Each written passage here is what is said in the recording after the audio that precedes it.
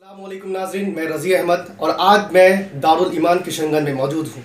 जी हाँ, मेरे कैमरामैन अबू गुफरान भी हमारे साथ हैं और हमारे साथ एक ख़ास मेहमान, जी हाँ, ऑल इंडिया मजलिस इत्तेहादुल मुस्लिमीन के बिहार जॉइंट सेक्रेटरी जनाब इश्तियाक अहमद साहब हमारे साथ हैं। सर, सबसे पहले तो आपको बहुत बहुत वेलकम मेरे इस चैनल पे, योर वॉइस पे। शुक्रिया सर, आप जिस तरह देख रहे हैं कि कोड ऑफ कंडक्ट लग चुका है और आचार संहिता भी लग चुका है, और इस वक्त किशनगंज की मैं बात कर लूँ तो किशनगंज में सिर्फ एक ही कैंडिडेट फाइनल है, अख्तरुल ईमान साहब। तो सर, सबसे पहले सवाल कि किस तरह की तैयारी है आप लोगों की?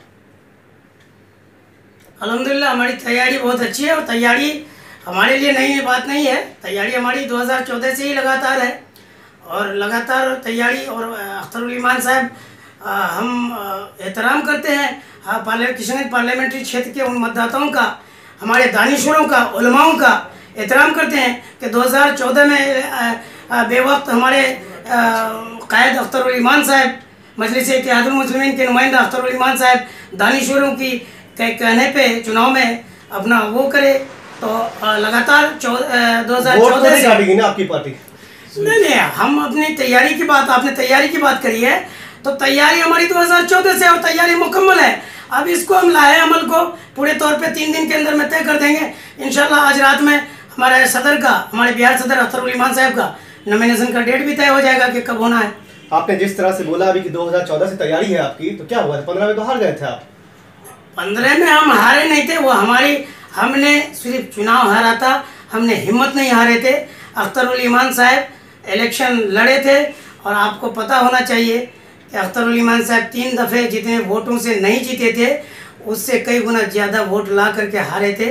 और वो उनके हार नहीं बल्कि बुलंद अज़म था कि 39,000 वोट ठगबंधन के दौर में लाने का काम किया, जिसका चेहरा और चरित्र आप लोगों के सामने में है। किशनगंज खास में माना जाता है कि गंगा जमुनी तहजीब में सबसे कि पूरे अफजल माना जाता है किशनगंज शहर, और यहाँ एमआईएम जैसी सांप्रदायिक पार्टी जिस पे ये थप्पा लगते रहा है, तो ये जो किशनगंज में लड़ रही है, तो आपको लगता है कि यहाँ कुछ तनाव हो सकता है? कोई तनाव की बात नहीं। हमारी पार्टी है वो एनजीओ नहीं है, हमारी पार्टी है वो एनजीओ नहीं है।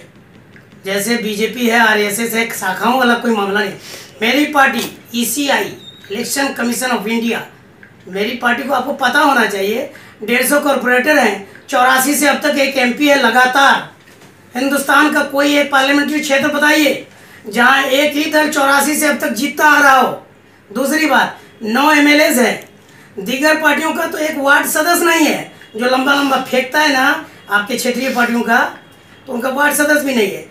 रही बात के गंगा जमनी तहजीब की बात आप जो कर रहे हैं, तो गंगा जमनी तहजीब का अलमबरदार मेरे कायद बैरिस्टर असदुद्दीन अवैसी और मेरे बिहार के कायद मजलिस इत्तेहादुल मुस्लिमीन के नुमाइंदा अख्तरुल ईमान से ज़्यादा कोई नहीं है। आज जो थोथा लोगों को जुबान भी नहीं है, जिनको गंगा जमनी तहजीब लिखने नहीं आता, आज वो हलफ से निकालता है कि गंगा जमनी तहजीब क्या है। आज पता होना चाहिए किशनगंज में डिस्ट्रिक्ट महिला अध्यक्ष डॉक्टर श्वेता आर्या है, हमारे पास संतोष चौधरी भी है, हमारे पास बिहार लेवल पे, स्टेट लेवल पे बुद्धिजीवी प्रकोष्ठ के अध्यक्ष डॉक्टर अमित पासवान भी हैं। कितने मिसाल दें आपको? आपके जो कैंडिडेट है जनाब अख्तरुल ईमान, जो इस बार चुनाव लड़ रहे हैं, तो वो 3 बार से 3 टर्म विधायक रहे हैं। सत्ता में जब वो थे तो सत्ता की मलाई खा रहे थे, उस वक्त तो पार्टी अच्छी थी, लेकिन जब बाद में आते हैं तो पार्टी पूरी हो जाती है। और उसके साथ साथ एक सवाल और है कि उन्होंने जब 9 साल 9 टर्म जो वो विधायक रहे, तो उन्होंने ऐसा कौन सा कमाल कर दिया जो लोग उन्हें फिर से वोट दें? अल्हम्दुलिल्लाह, एक बात तो हम आपको कह सकते हैं कि अख्तरुल ईमान साहब को हमारे कंस्टिट्यूएंसी से नुमाइंदगी करने का मौका मिला, 3 बार एमएलए की हैसियत से उनको, और मुझे फ़ख्र है अपने आप को एक मतदाता करने का कि मैंने 3 दफ़े उनको वोट करा था। इस बुनियाद पे हम अपने आप को बहुत फ़ख्र महसूस करते हैं कि मेरे कायद, मेरे लीडर, हमने जिनको वोट दिया था, भले ही 4थी दफ़ा वो हार गए एमएलए में, लेकिन हम बहुत इत्मीनान थे कि मेरा वोट एक हकदार इंसान को मिला था। दूसरी बात, आपने क्या सवाल किया कि सत्ता की मलाई, अख्तरुल ईमान साहब के बारे में आप जानिए कि अख्तरुल ईमान साहब कांटों के बीच में राजनीति की है शुरू से ही। आपको पता नहीं है कि वो राजद के एमएलए थे और 3 दफ़े वो विरोधी पार्टी के ही एमएलए थे और विरोध में ही रहते थे। और जब वो लड़ाई लड़ते थे 24 एमएलए हुआ करता था। कई मसाइल है, चूँकि कोड ऑफ कंटेम्प्ट लगा हुआ है, इलेक्शन आचार संहिता लगा हुआ है, हम आपको बता नहीं सकते हैं कि कई मसाइल हैं जिसमें अख्तरुल ईमान साहब अकेले लड़े, पार्टी के और एमएलए छोटे दरवाजे से पतली गली से भाग गए, अकेले बंदा डटे हुए रहे। कई मामले में मदरसा शिक्षकों की बहाली मामला हो, मदरसा शिक्षकों का तनख्वाह का मामला हो, कब्रिस्तान की घेराबंदी का मामला हो, सूर्य नमस्कार का मामला हो, दीगर वैसे मामला जिसमें आम जनता का जनहित के मुद्दे थे, अख्तरुल इमान साहब खड़े होके घुटने टेकवा के नीतीश कुमार को अकेले बंदा बनवाया है। कभी बेचारे मलाई नहीं खाए।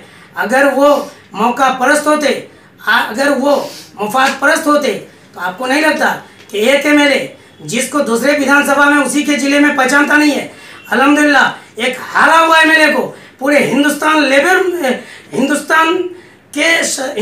के मुल्की सतह पे लोग जानता है। ये मेरे लिए सबसे फख्र की बात है।